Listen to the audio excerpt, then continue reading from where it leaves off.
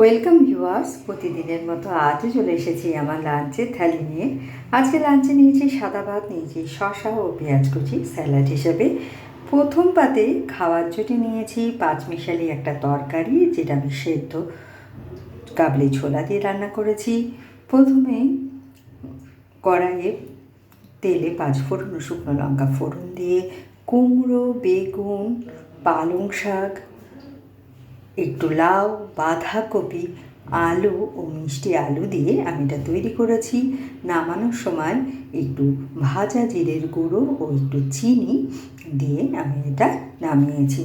নিয়েছি মিষ্টি আলু ভাজা, মিষ্টি আলুগুলোকে লম্বা সরু টুকরো করে কেটে ছাঁকা তেলে ভেজেছি। তার সাথে খাওয়ার জন্যে নিয়েছি পাতলা করে মুসুরির ডাল, যেটা আমি টোপা কুল দিয়ে সর্ষে ও শুকনো লঙ্কা ফোড়ন দিয়ে রান্না করেছি।